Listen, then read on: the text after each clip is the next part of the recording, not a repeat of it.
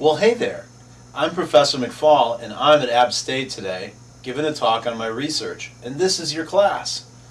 What I want to do today is continue on with thinking about short-run equilibrium in competitive markets. And I want to work with this in that more mathematical, theoretical sense than what we did to start this module at the beginning of the week, which was kind of look at it like we were in Econ 1. So let's think of a problem here that we could continue on thinking about this. Right? The story we're telling is that there's a market.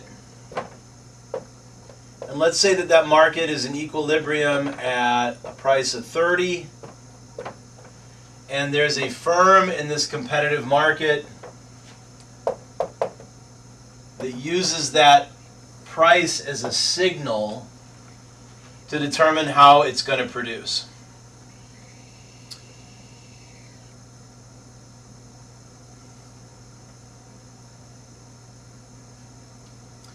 And what we've shown so far this week is that the best thing that a firm can do in order to maximize profit in a competitive market is to find that production level that equates marginal revenue to marginal cost. So I've set up an example here where the market is in equilibrium at a price of 30. And so this firm that would love to charge more than 30 for whatever good this is that they're producing can't change that. They have no ability to change price. They have to accept price as what the market dictates. So this firm has to work with that. And let's say that they have a cost function that looks like this.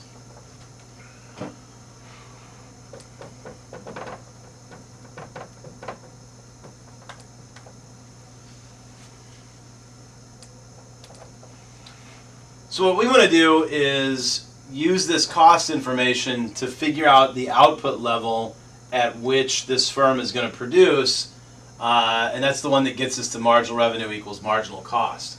So the marginal cost for this firm is the derivative of the cost function with respect to Q, and that's going to be 1/2 Q.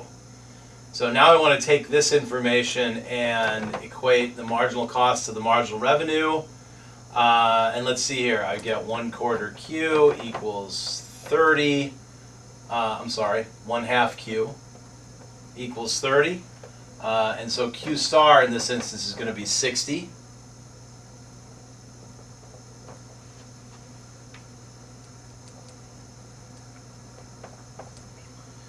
And from here I can figure out what profit is.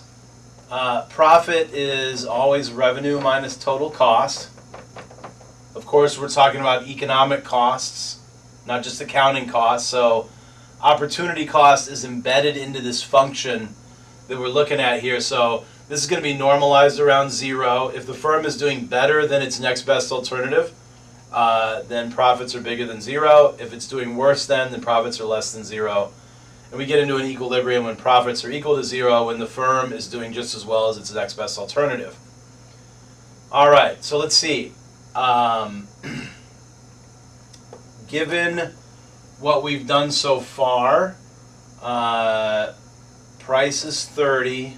The output, we think that this is going to maximize profit 60, and we're going to evaluate costs at an output level of 60. So when I do that, I get 1,800 for revenue and 1,300 for total costs. And obviously that is a good situation for this firm. Things are going well, but it's a competitive market. Other firms are going to look at what this firm is doing and say, you know what, I would like to be a part of that. I will enter into this market, and we can expect for supply to increase in the next time period from entry into the market. That's going to have downward pressure on price. And cause profits to fall as well. Now let's think about this image of the firm in this particular time period a little bit more. So average total cost for this firm is going to kind of look like this, and then it'll start to increase once average total cost reaches marginal cost. And what we want to do is figure out what profit looks like in an exact sense for this firm. So what we need to do is figure out what average total cost is of producing these 60 goods. There's a couple different ways that we can do that. And then the other thing that we want to do is look ahead and try to figure out what is going to be happening in this market when it reaches short-run equilibrium, when supply has increased to the point where price is equal to the minimum of average total cost and profit equals 0. So let's start with the first question here. What is average total cost of producing these 60 units? Now, the easiest thing to do is to evaluate average total cost at Q equals 60. And that's going to be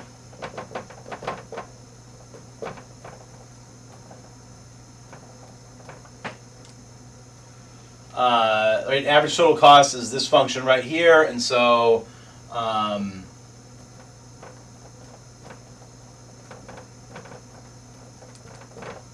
I can figure out from here that average total cost is going to be 6 2/3 plus another 15, which is 21 2/3.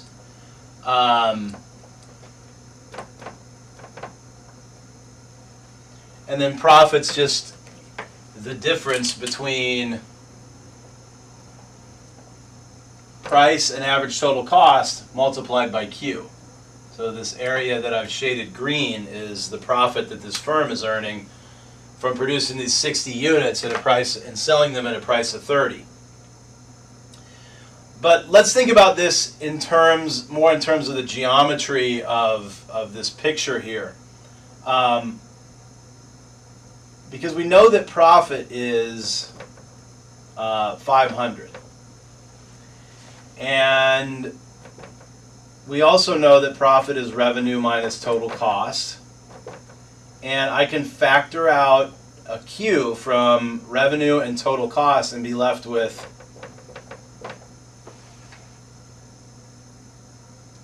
Q multiplied by the difference between price and average total cost. Tells me what profit is. So I have all these terms in here, right? Eventually I could solve this equation and get the same answer that I did when I solved the average total cost of producing these 60 units with the average total cost function. I think I said this in class the other day. I really like this math here because in my mind it matches up the graph that shows me that the area of this rectangle that I've shaded green, right, which has dimensions of 60 for Q on the base, and the difference between 30 and 21 2/3 in the height, the area of that is profit. And if I could solve this for average total cost, I would end up getting the same answer that I did before. Now, one more question here before I let you go for the weekend. What's short-run equilibrium? Eventually we believe that this market will find an equilibrium at a price that equates at a price that hits marginal cost and average total cost at the minimum of average total cost. So I want to know what's that price and what's going to be the quantity that this firm is going to produce once the price hits short-run equilibrium, when profit equals 0.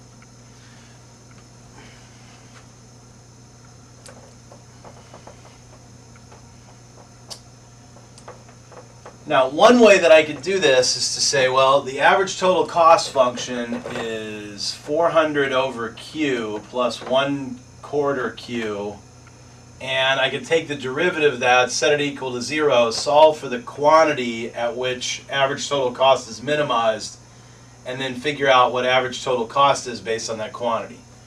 I don't want to do that. You don't want to do that. What we're going to do is recognize that in economics, we've established that the minimum of average total cost is when it equals marginal cost. And so we have all these terms here, and we can solve for the output level that makes this true.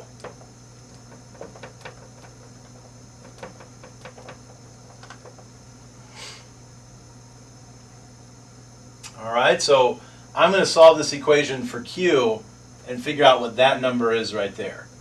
So after I collect like terms and then multiply everything by 4 and Q, so I'm multiplying everything by 4Q,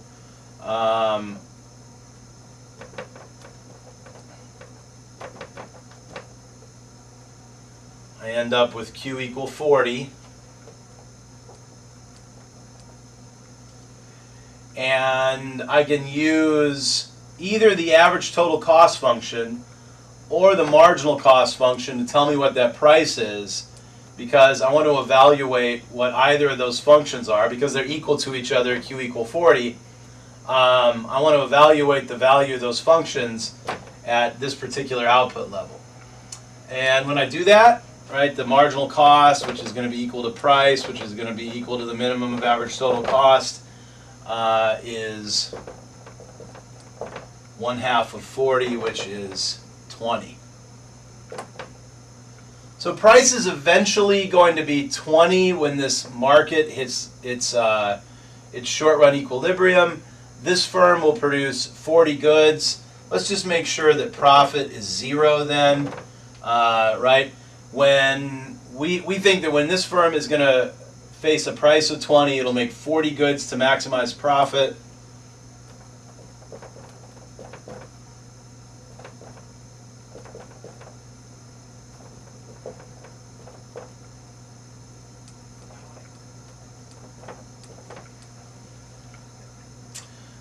And let's see here. That's 800 for revenues. And then you've got 400 plus 1/4 of 1,600, which is also 400. Lo and behold, profit is 0. We're in equilibrium. What I'm going to do is give you a couple questions to think about over the weekend that are of a similar sort. We'll go over those at the top of class on Monday. Have a great weekend. I will see you back live on Monday morning in 104 Kirby or 24 Manchester.